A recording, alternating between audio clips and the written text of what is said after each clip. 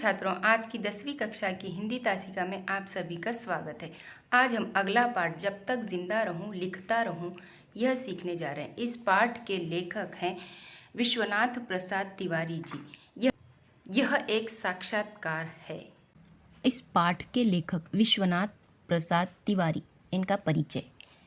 इनका जन्म 20 जून 1940 उत्तर प्रदेश के देवरिया में हुआ।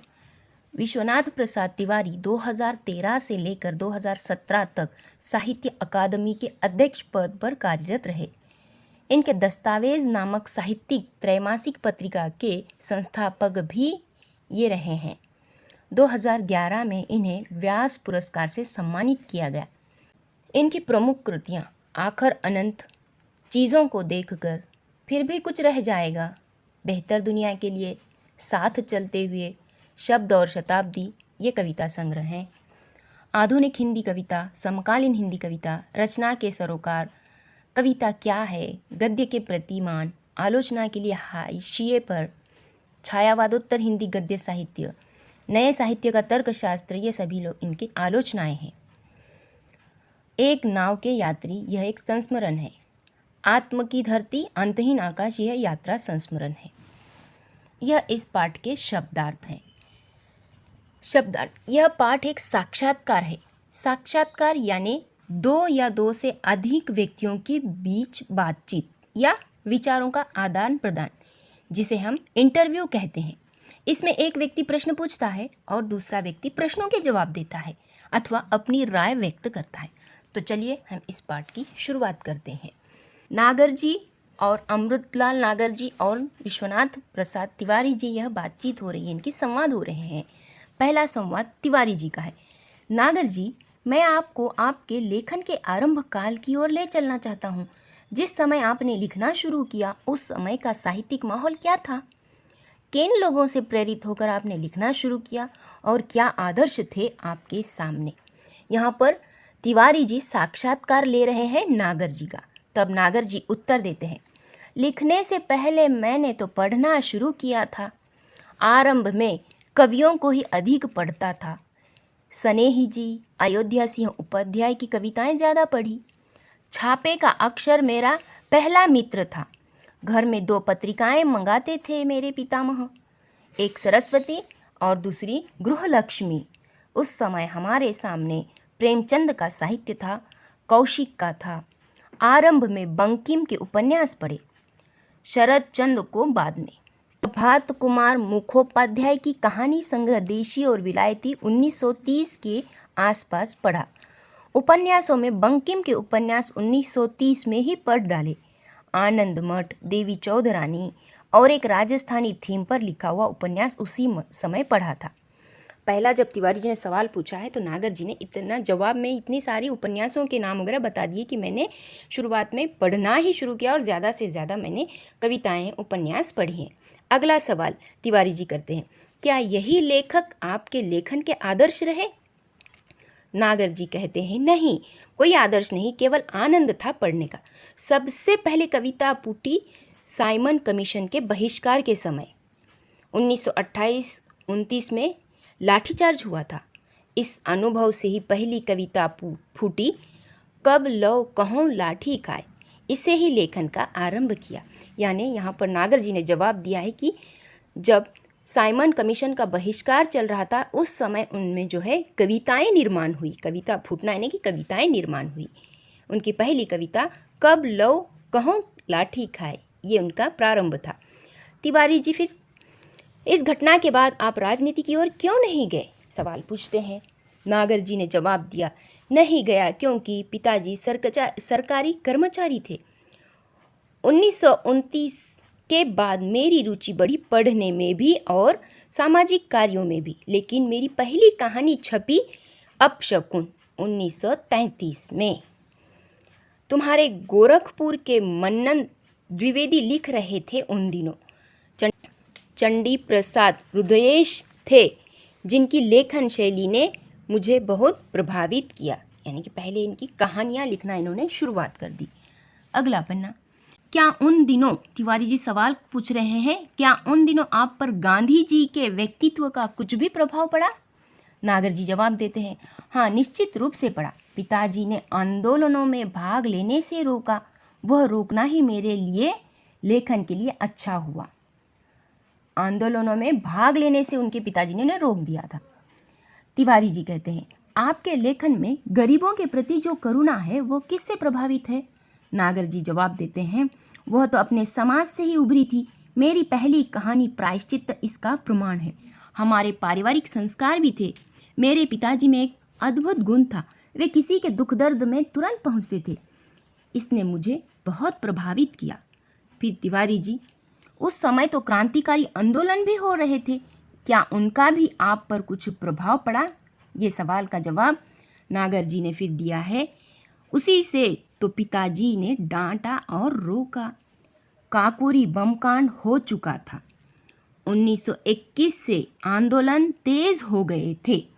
फिर तिवारी जी का सवाल, क्या सामाजिक आंदोलनों जैसे आर्य समाज का भी आप पर कुछ प्रभाव पड़ा? नागर जी जवाब देते हैं, आरंभिक असर है थोड़ा ज़रूर। मेरे पिताजी में एक अच्छी बात थी कि उन्होंने मुझे सामाजिक आंदोलनों में जाने से कभी नहीं रोका। आंदोलनों में भाग लेने से रोका है उन्हें, लेकिन सामाजिक जो आंदोलन थे उनमें जाने से उन्हें कभी नहीं रोका। जवाहरलाल नेहरू से मेरी भेंट 1933 में हुई। उनकी माँ मेडिकल कॉलेज में दाखिल थी और उसी समय मेरा छोटा भाई भी वहाँ दाखिल था। नेहरू जी जेल में थे। उनकी माँ के पास कुछ कश्मीरी लोगों को छोड़कर कोई आता जाता नहीं था। मैं उनकी माताजी के पास रोज़ जाता था। पंडित जी जब जेल से छूटे तो मेरी उनसे वहाँ भेंट हुई, जो प्राय होती रहती थी। उनसे खूब बातें होती थी, हर तरह की। तिवारी जी फिर सवाल करते हैं, आपका पहला उपन्यास कौन सा है? फिर नागर जी जवाब देते हैं कि पहला उपन्यास लिखा 1944 में महाकाल, जो छपा 1946 में। बंगाल से लौटकर इसे लिखा था। तिवारी जी, क्या यही बाद में भूख नाम से प्रकाशित हुआ? तो जवाब में हाँ कह देते हैं।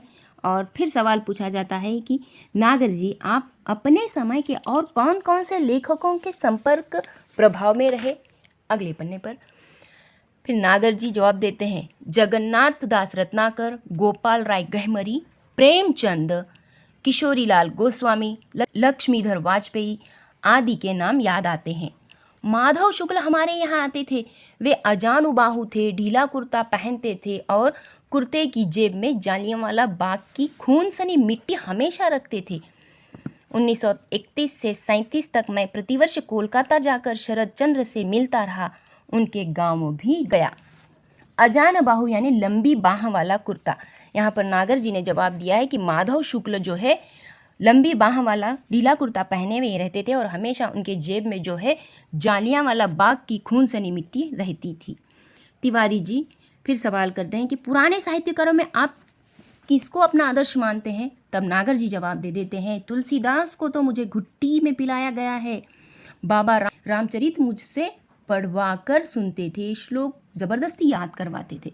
यानी कि नागर जी ने जवाब में कहा है कि मुझे बचपन से ही मेरे पिताजी ने रामचरित मानस पढ़वाया है, सुनवाया है, उस तरह से बचपन से ही हमें वो याद है। तिवारी जी फिर सवाल करते हैं, नागर जी, आपने खंजन नयन में सूरदास के चमत्कारों का बहुत विस्तार से वर्णन किया है, क्या इन पर आपका विश्वास है? नागर जी ने जवाब दिया, नेत्रहीनों के चमत्कार हमने बहुत देखे, यानी कि जिन्हें आंखें नहीं होती है वे लोग बहुत चमत्कारी होते हैं। उनकी भविष्यवाणियाँ कभी कभी बहुत सच होती है। सूर पंचशती के अवसर पर काफ़ी विवाद चला था कि सूर जन्मांध थे या नहीं, यानी कि सूरदास पैदाइशी ही यानी कि जन्म से ही अंधे थे या नहीं, इस पर सवाल यह है कि देखता कौन है, आँख या मन? आँख माध्यम है, देखने वाला मन है। तिवारी जी, आपने क्या कभी अपने लिखने की सार्थकता की परख की है? फिर नागर जी फिर कहते हैं, हाँ, मेरे पास बहुत से पत्र आते हैं मेरे उपन्यासों के बारे में, खास तौर से जिनसे पाठकीय प्रतिक्रियाओं का पता चलता है, यानी कि जो पढ़ने वाले लोग होते हैं वो क्या जवाब देते हैं, इसका इनके पत्रों से पता चल जाता है। नागर जी, तिवारी जी फिर पूछते हैं, नागर जी, आपने भ्रमण तो काफ़ी किया है, यानी कि आपने पर्यटन फिरना घूमना फिरना तो बहुत किया होगा। तो जवाब देते हैं, हाँ, पूरे अखंड भारतवर्ष का मैंने सफ़र किया है। पेशावर से कन्याकुमारी तक मैं गया हूँ। बंगाल से कश्मीर तक मैंने यात्रा की है।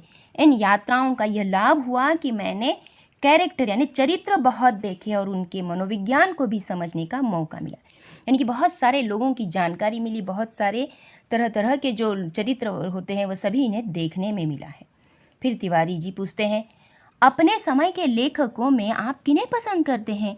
नागर जी जवाब देते हैं, अगर दिल से पूछो तो एक ही आदमी उसे बहुत प्यार करता हूँ, वो है रामविलास शर्मा।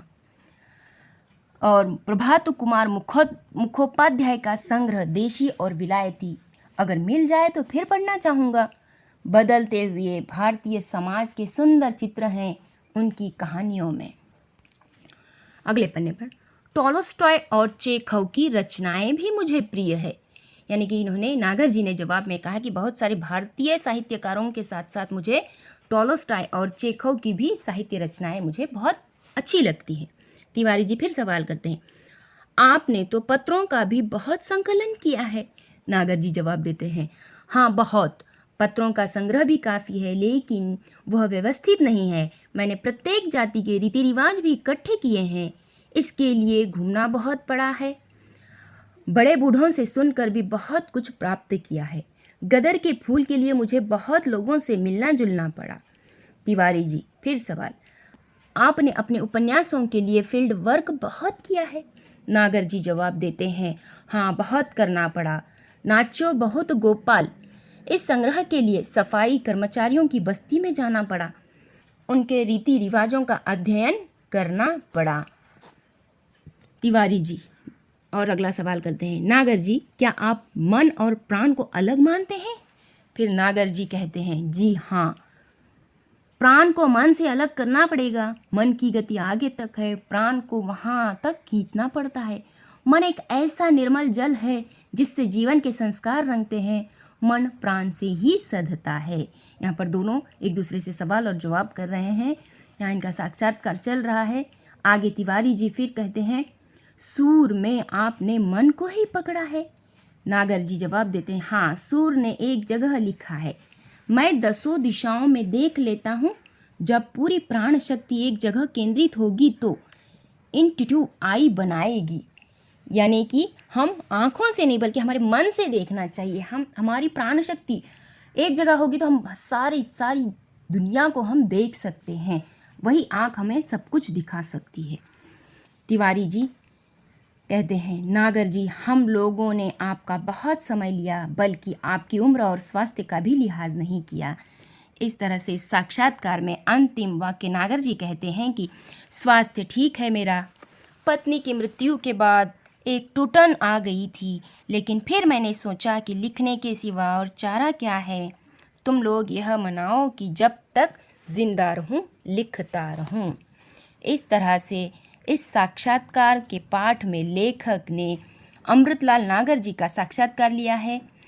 लेखक ने नागर जी से स्वतंत्रता के पूर्व साहित्यिक माहौल कैसा था ये जानने की कोशिश की है। इस साक्षात्कार से हमें पता चलता है कि नागर जी को बचपन से ही पढ़ने लिखने का शौक था। बंकिम चंद्र से लेकर प्रेमचंद तक के साहित्य उन्होंने पढ़ लिए। अमृतलाल जी की सामाजिक आंदोलनों में हिस्सा लेते थे। महात्मा गांधी जी के व्यक्तित्व का भी उनके विचारों पर प्रभाव पड़ा था। इनके उपन्यासों के लिए सामग्री इकट्ठा करने के लिए इन्होंने बहुत फील्ड वर्क भी किया है। सफाई कर्मचारियों की बस्ती में भी गए थे। उनका मानना है कि मन और प्राण दोनों अलग अलग होते हैं।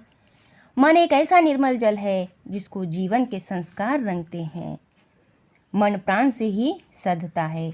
अपनी पत्नी की मृत्यु के पश्चात वे जीवन से निराश हो गए थे, फिर भी लिखने की उम्मीद उन्होंने नहीं छोड़ी और उन्हें लिखने की उम्मीद ने ही स्वस्थ बनाए रखा है।